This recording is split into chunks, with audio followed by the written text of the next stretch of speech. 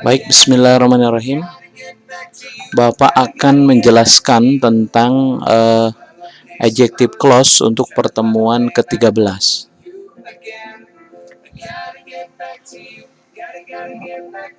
Definisinya adalah adjective clause adalah relative clause.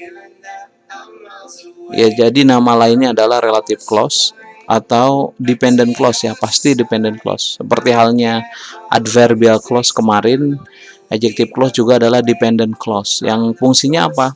Sebagai adjective, kan adjective clause sebagai adjective menjelaskan noun. Noun kata benda, kemudian pronoun kata ganti pada main clause. Jadi ada main clause, ada dependent clause ya kemarin. Kalau main clause adalah kalimat utama, kalau dependent clause itu yang ngikut main clause gitu ya. Jadi kalau dependent clause tidak bisa berdiri sendiri, seperti halnya adjective clause tidak bisa berdiri sendiri karena dia sebagai dependent clause. Pasti adjective clause ini adalah dalam complex sentence. Kenapa? Karena ada main clause, ada dependent clause. Main clause itu kata lainnya atau nama lainnya adalah independent clause sebenarnya ya. Independent clause kan yang berdiri sendiri. Kan kalau complex sentence dulu Bapak jelaskan bahwa complex sentence adalah terdiri dari kalimat ada yang dependent clause, ada yang independent clause begitu. Posisi adjective clause selalu mengikuti noun dan pronoun yang diterangkannya. Jadi kumaha atau mengikuti noun dan pronoun. Noun itu kata benda, pronoun itu kata ganti ya. Di dalam kalimat, noun dan pronoun itu berfungsi sebagai subjek atau objek ya. Noun itu kan seperti nama orang, nama tempat, nama kota. Atau pronoun itu kata sifat itu isim domir ya kalau dalam bahasa Arab seperti he, I, you, we, they, he, she, it begitu ya. Pasti biasanya fungsinya dalam kalimat itu bisa sebagai subjek begitu atau sebagai objek. I go to school kan pronoun I-nya gitu, atau Johnny goes to school, Johnny itu noun gitu kan. Tapi juga bisa sebagai objek, misalkan I strike Johnny, misalkan saya memukul Johnny. I strike you, saya memukul kamu. Ini kan you-nya tuh pronoun begitu. Adjective clause ini dimulai dengan suatu kata yang disebut relative pronoun. Nah, ini yang harus diingat dalam adjective clause, harus diingat ada yang disebut dengan relative pronoun. Ini yang harus dihafalkan. Relative pronoun ini adalah who, whom, that, which, was, etc. Ada juga when, where, nanti ya kita perluas lagi. Jadi kalau relative pronoun itu kalau dalam bahasa Arab, kalau saya bandingkan itu adalah isim mausul yang allazi, allazani, allazina gitu ya. Who itu artinya kan yang, whom yang juga, that yang juga, which yang juga. Tetapi nanti berbeda fungsi. Misalkan kalau whom itu untuk orang, which itu untuk benda atau binatang misalkan.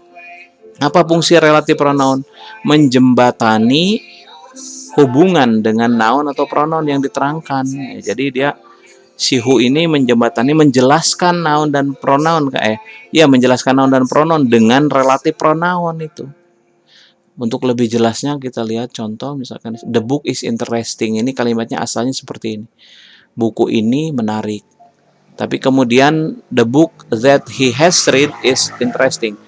That he has read ini adalah adjective clause menjelaskan the book gitu ya, menjelaskan buku.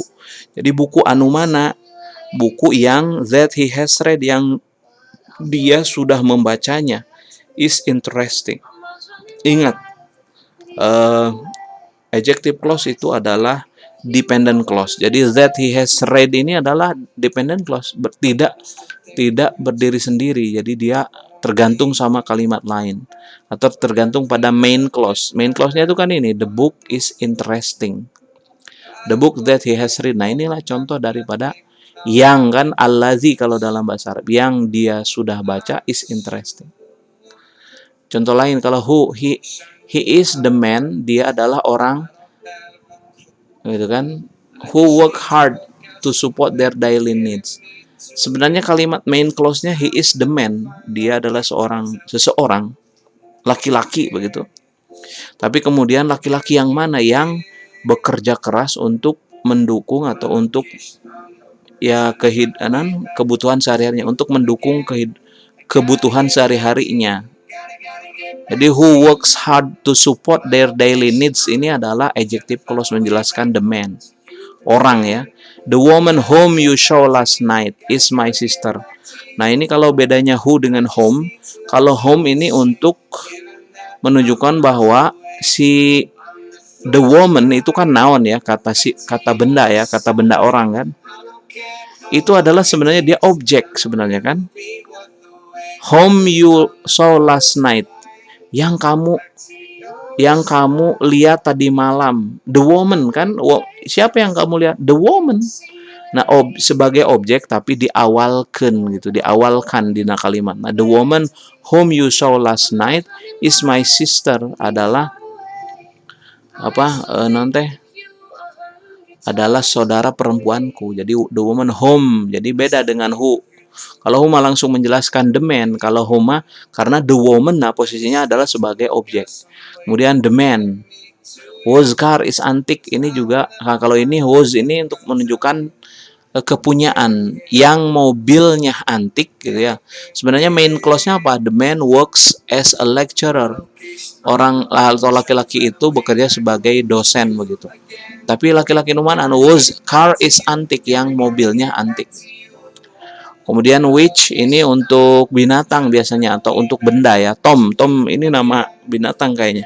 Which is very faithful, yang sangat setia. Is my cat adalah kucingku. Main clause-nya tuh Tom is my cat. Tetapi kemudian ada adjective clause which is very faithful. Jadi which ini untuk binatang ya. Kemudian where ini untuk relative adverb untuk menunjukkan tempat tentunya. Misalkan Bandar Lampung is a city. Itu main clause-nya sebenarnya. Segitu main clause atau kalimat utamanya. Bandar Lampung adalah sebuah kota.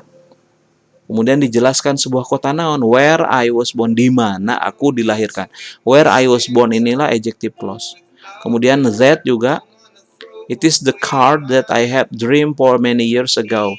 Nah, ini juga that untuk benda ya. Kan car ini yang dijelaskannya car. Inilah mobil. It is the car itu main clause-nya, tapi kemudian dijelaskan mobil yang mana? Mobil yang that I have dreamed for many years ago, yang aku sudah impikan untuk bertahun-tahun, sejak tahun-tahun lalu gitu. Nah, ini ya, that I have dreamed for many years ago itu adjective clause ya. Ini balik lagi. Nah, kemudian ini ada beberapa catatan bahwa adjective clause satu adalah jenis subordinate clause, sudah jelas. Subordinate clause itu sama dengan dependent clause, tidak berdiri sendiri.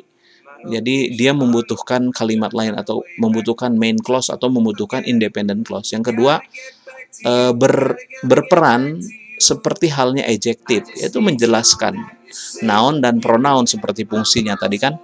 Kemudian dia juga adjective clause itu menjelaskan noun dan pronoun, will modify a noun or pronoun. Kemudian will always follow that noun or pronoun. Yang terakhir, adjective clause itu akan selalu mengikuti noun dan pronounnya. Jadi kumaha bagaimana noun dan pronounnya, mengikuti saja dia.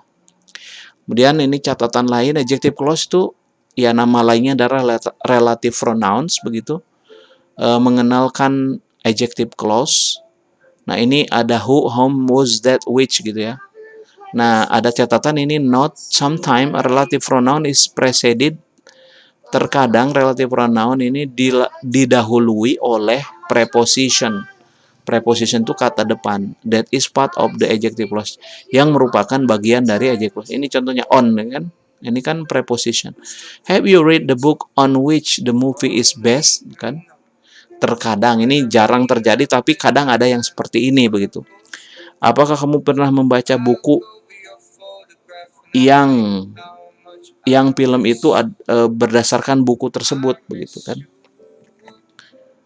Kemudian ini relative pronoun, ini kan ada who, whom, whose, itu untuk people, untuk orang ya. Who untuk orang itu kan. The man who sold me the car, nah ini untuk orang who ini.